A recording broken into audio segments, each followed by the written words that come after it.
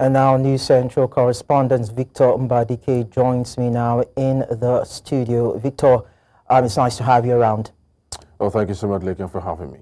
So you were at this particular building in Surulere where you reported that the tenants had refused to leave despite repeated warnings and quick notices. Can you shed more light on that? Well, Lakin, I'm pretty sure that where you live, you must have seen certain buildings marked for demolition for quite some time, and you wonder why that building is still standing. But that's the sad reality we find ourselves. But we have a couple of situations here. If you listen to the first lady who spoke earlier, she painted a scenario where the landlord kept collecting, rent from them, despite knowing that that building was no longer, safe to live in. And of course, they also know that the building was not even okay, but they're also still there, and paying rent. So it smacks of a situation where they're actually scared of, where do I go to? I mean, do I have the financial capacity to pay for another house? Or should I just manage what I have now until I have funds to pay for a better place? That could be another situation. Again, we could have this kind of like a dazzle attitude from Nigerians where they just feel, it's just a scratch. It's nothing serious. Now, that particular lady, that house eventually caved in. Wow. And we do hear later that a couple of persons, didn't live to tell the story. But those who live to tell the story are those ones that you saw telling us exactly what must have transpired. Now, look at the other situation. Now, the landlady is saying, now, this particular building, she's one of the signatories of that particular building. That building was built to her and her other family members by her late dad. And then she's saying that this house is distressed. You need to leave. Because not once, not twice, not three, I think about 4 times that the government had come to, issued quick notice, for tenants to leave, and that building had to come down. But for each of the times that these guys come, they never leave. And then the question is this a joke? Because when government gives order, why is no one taking, obeying such orders? Now, one of the scares of the woman basically is that she wants everybody to leave, because if the hammer from the government comes on her, on that building goes completely. Over.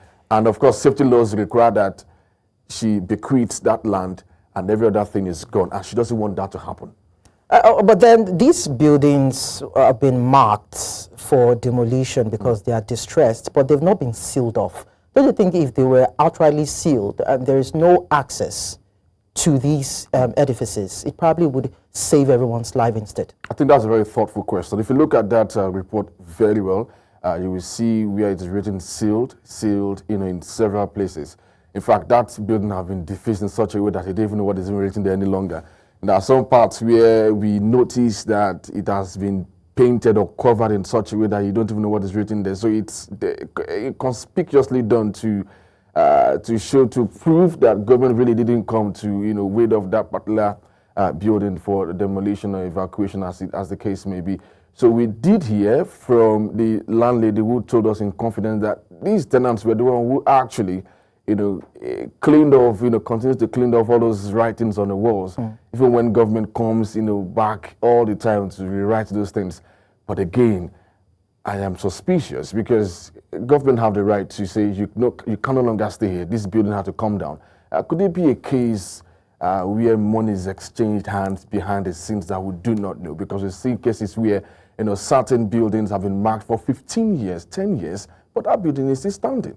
So it's a topsy-turvy situation. I do think that the state government really is not really taking, wielding the carrot stick on some of these issues. Otherwise, I do not think this should be an issue really in Lagos. So that is actually where the problem is. 12, 15 years and the buildings have not been demolished, despite the fact that they've been either marked or sealed off. Okay, so before I let you go, Victor, let's quickly look at the part that you said maybe some of the tenants do not have money to secure other places, to secure other apartments to stay in. Do you think probably the government can step into this situation for them and provide them accommodation? Is it possible? I think it goes back to one. We know that Lagos continues to talk about putting up low-cost Housing estates scheme. for Lagosians to stay in. But if you look at it really, are those places or houses really affordable for Nigerians or Lagosians to rent? Houses going to almost $1 million, even more than $1 million. So for the average Nigerian, how much is their salary? How much are they making business that could make them afford such kind of money to pay for rent? That's one headache. So if you look at it again, even landlords, we need to begin to regulate the cost of rentage in this Lagos. We know we have such conversations over and over again. And some people say, I mean, landlord, you can't decide for me. I mean, how much I decide to rent my apartment. But somehow, government can really look into this. For instance, if you're building a house, the government authorities can come to that place and look at it. Okay, how much do you intend to rent this particular flat? Okay, you say it is XYZ. Government says, no, you can't do XYZ. Let us do it this way. And it stays like that. It's just the same way you have it in private schools, where before you can begin to run these schools, we have authorities who come to approve these schools. So let us have such situations where government approves a particular amount that you can that you lease out to tenants to pay, because otherwise you're going to have the situations where those houses, don't be shocked that they are paying as much as $500,000 in that particular house that you see. So basically, it's all about building structures and enforcing laws. Absolutely. We are going to have some sort of sanity in the system. Thank you so much, Victor Mbadike, for sharing your thoughts for with us on having me. this.